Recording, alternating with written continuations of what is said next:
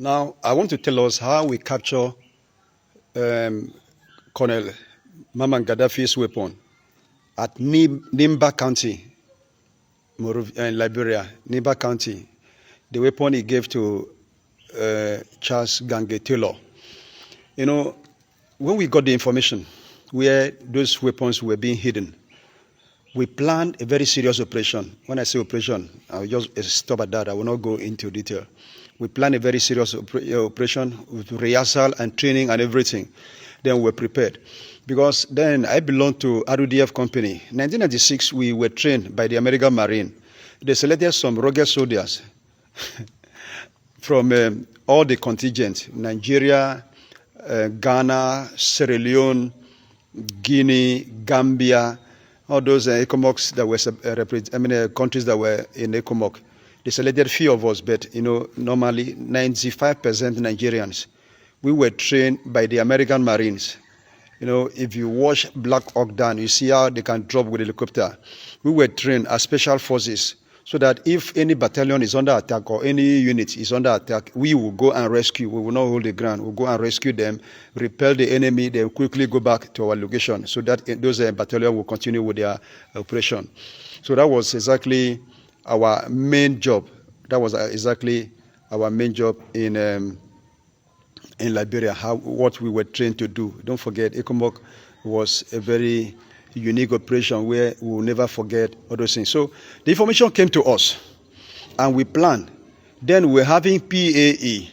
PAE was a very good transport company, and they had enough trucks and enough helicopter. They used to move us up and down anywhere we want to go. So in that operation, they prepared. It was a deadly mission, taking you from Monrovia to Nimba County. I think the former Liberian warlord, who later became a senator, Prince Yomi Johnson, PYJ, is from Nimba County. PYJ, let me just give a brief profile of PYJ before I return back. He was one of the persons that fought NPFL from the beginning.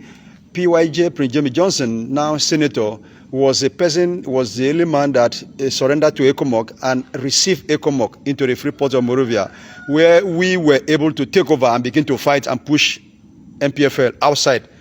And because of that, he quickly surrendered to us. A man was given options, say choose any African country you want. He chose Nigeria, and he came to Nigeria. He was in Nigeria. He went to the University of Jos in Nigeria, that's UniJos, and became a graduate. He was in Nigeria, and he studied a lot. He learned politics in Nigeria. He learned everything in Nigeria, and returned back to Liberia and became a senator. And he was a long-term serving senator. So now let's come back to the story. When we planned, I just want you to imagine the operation. We have never gone to Nimba County before, but through map, as per military taxes and everything, helicopter carried us. We were, RUDF, Rapid Deployment Force, RUDF. A section of RUDF carry almost a platoon firepower. So that means a section of RUDF can face a platoon of a normal fighting force. A platoon of RUDF can disorganize two companies of a normal battalion. A normal fighting companies. Why? Because of the firepower we carried. We carried enough firepower for some reasons. I will not tell you everything. You understand? But just know that. And we were specially trained for this, to drop with helicopter and for every operation. So that was how they selected us that time. They took us. Before I knew it, all of us were at the ECOMOC base. We entered helicopter.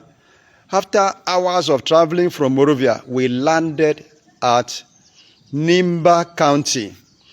And, the rebels knew we were coming.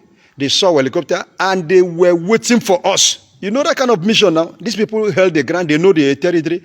But they didn't know our mission. They thought we were just here for different operation. But on landing at Nimba County, we first of all held our ground. That area, we secured the area, all around defense. We planned again to study the ground. And that was how we advanced to that area where those missiles were hiding. I'm going to give you details in part 2. And don't forget, I'm supposed to upload all these things. I have the story in me to give. God is the one giving me the ideas, refreshing my memory to remember these things. When I sleep, I begin to think about these ones. Sometimes when I sleep, I see Liberian war in my dream. I can give them all, but I cannot upload them. The video cannot take them. So if I try to upload all, I cannot. But one day I will come up live, and when I come up live, I'm going to give a very long story. But that is why I am just shortening this one so that you'll be able to download from your WhatsApp. If I give all, I cannot upload it, and you cannot download it. So wait for part 2 of this story. Remain blessed.